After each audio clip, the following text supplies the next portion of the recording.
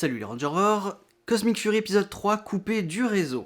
Bon, alors je vais pas vous cacher que cet épisode-là, je n'en ai vu que 3 pour l'instant, hein, c'est le but du jeu, je vous rappelle.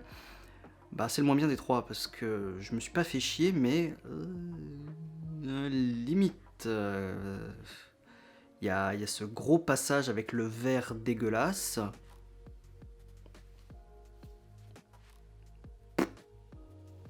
Pas compris. Pas compris et bon...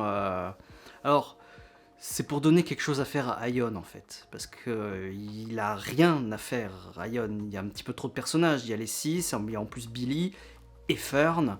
Aion, on l'oublie un petit peu quoi. Donc, son truc c'est de faire la cuisine. Et il est littéralement en train de péter les plombs. Parce que il a cru pendant des mois que son meilleur ami était mort, puis il le retrouve, puis il est peut-être remords. C'est beaucoup trop émotionnellement pour lui. Hein, donc, on se rappelle tous dans Dino Fury que Aion avait un petit peu une mentalité très enfantine quand même. Hein, c'était pas génial, Aion. Il y avait des soubresauts matures, mais c'était pas génial la mentalité d'Aion. Là, on en explore une autre, sa façon de péter les plombs. Je sais pas. Donc, le but de l'épisode, c'est d'aller installer une antenne, l'antenne par laquelle Zaito envoyait ses messages à Ravcon, ses messages de détresse, dans la saison 1 de Dino Fury. Donc du coup, ils vont tenter d'installer ça pour tenter d'envoyer un message ou je ne sais quoi. Donc Aion les accompagne pour trouver de la bouffe. Sauf qu'ils trouvent un œuf avec un verre dégueulasse dedans, ils bouffent les rations et ils se transforment en monstres. Et du coup, c'est le ragoût de Aion, enfin il faut l'attirer loin avec le ragoût de Aion, et voilà.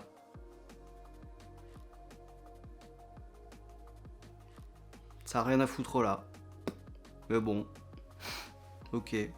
Néanmoins, ça a encore un point positif pour Amelia, qui depuis l'épisode 2 devient un leader. Là, elle nous montre encore une fois qu'elle se préoccupe de ses teammates, de ses coéquipiers. C'est un setup qui aura son payoff à la fin. Donc, vous le savez très bien, hein, le Morphine Grid qui va choisir Amelia pour être la nouvelle Ranger Rouge et leader de l'équipe. Voilà, donc ça servait à ça, hein, toutes ces scènes qui sont bien faites, je suis totalement d'accord avec. Pour moi, il n'y a pas de problème. Amelia en Ranger Rouge, de ce qu'on m'en montre dans Cosmic Fury, c'est tout à fait logique. Du point de vue de Fern et Izzy, il faut bien faire un petit peu de la place pour Billy, donc Fern et Izzy sont allés débarrasser un local, où Fern trouve des plans de la base que Solon voulait transformer en vaisseau. C'est encore une fois un setup payoff, comme je vous l'avais expliqué dans l'épisode 2, sauf que là on n'a que le setup, hein, on a les plans. Ah, est-ce que la base va se transformer en vaisseau ? Peut-être, peut-être pas, on ne sait pas. En tout cas, ce n'est pas résolu à la fin de l'épisode 3, donc on n'a toujours pas de payoff.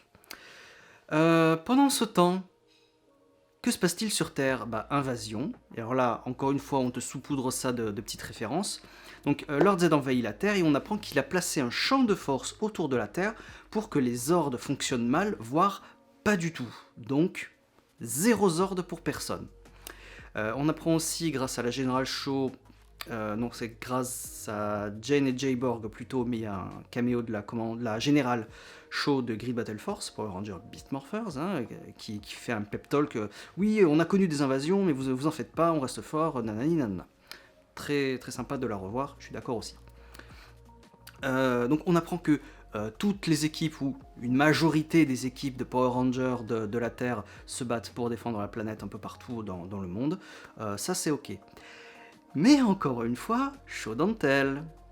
Show et moi ça, plutôt que de me le dire. Voilà, je sais pas, un petit plan vite fait, je sais pas, les Wild Force qui se battent, ou je ne sais pas, Time Force, ou non, peut-être pas SPD, parce qu'ils sont pas forcément censés exister là, quoique l'équipe A si, mais bon, bref. Donc voilà, bon, un petit peu dommage de pas l'avoir vu, mais bon, c'est pas très grave. Pour revenir sur Fern et Izzy 30 secondes, on a failli avoir un bisou. Mais bien sûr, il a fallu qu'ils soient interrompus. Vous croyez qu'on va en avoir un ? C'est la dernière saison, hein, on est sur les derniers épisodes de la franchise, hein, donc vous croyez qu'on va en avoir un ? J'espère. mais je suis pas sûr. Pendant ce temps, Oli, qui va voir sa mère, donc qui lui fait croire qu'il est gentil, mais en fait il est pas gentil. Donc j'avais espéré que... Enfin, il y avait un petit doute quand même pour l'épisode 2, hein, est-ce qu'il joue la comédie ou pas? Pour l'instant il a pas l'air de jouer la comédie, à moins que ça fasse partie de son plan personnel à lui, que sa mère croit qu'il est méchant pour bien asseoir qu'il est méchant et que ça le crédibilise encore plus aux yeux de Z. C'est possible, mais finalement j'ai un doute, donc peut-être qu'il est vraiment que méchant, mais on verra.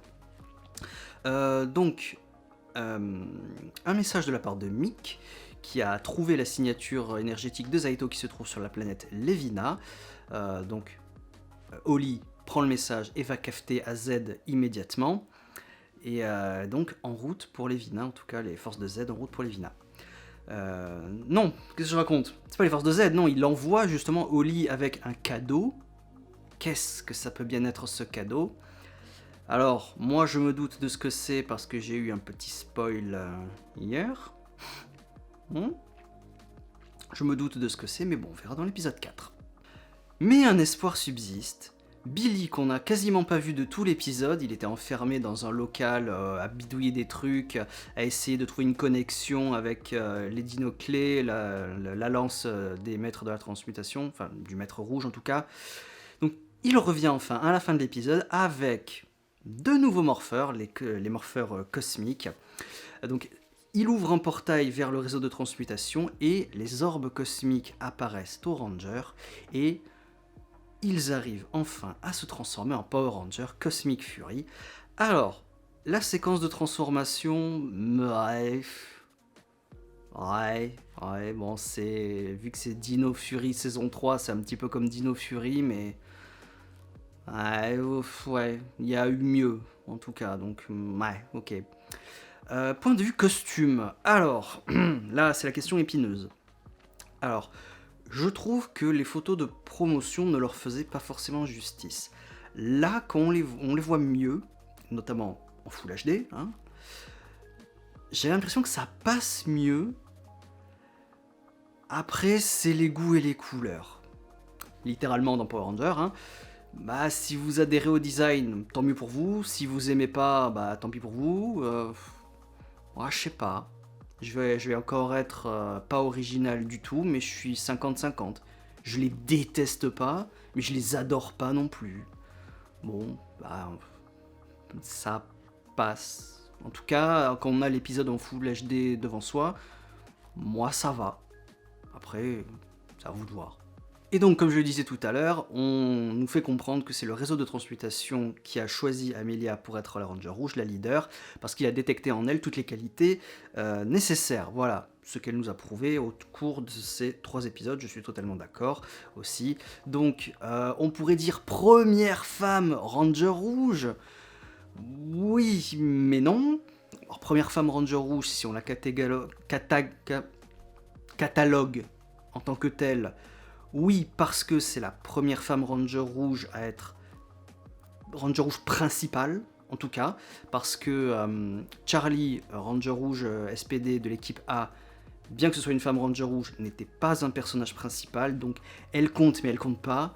Pareil pour Lauren, Ranger Samouraï Rouge, on peut dire, c'est pas un personnage principal. C'était vraiment un personnage secondaire, tertiaire ramené. Certes, c'est une Ranger Rouge, certes, elle est leader de l'équipe, mais vu que c'est pas un personnage principal, elle l'est, mais elle l'est pas non plus. Donc là, puisque là, Amelia, son cas est différent, elle fait partie du cast principal, elle est là tout le temps. Donc, oui, première Ranger Rouge principale de l'équipe, oui. Mais non, voilà, le débat est ouvert en fait, hein, vous dites un peu ce que vous avez envie de dire, voilà, il y a des nuances.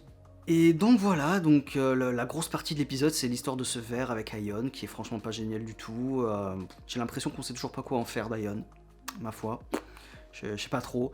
Donc pour l'instant, c'est le moins bon épisode des 3, malgré le fait qu'il y ait quand même la transformation, la naissance des Power Rangers Cosmic Fury.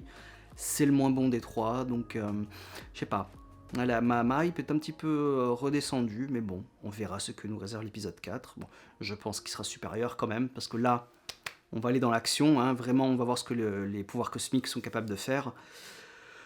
Et voilà, et je vous retrouve donc dans l'épisode 4 que je vais aller voir immédiatement. Ciao.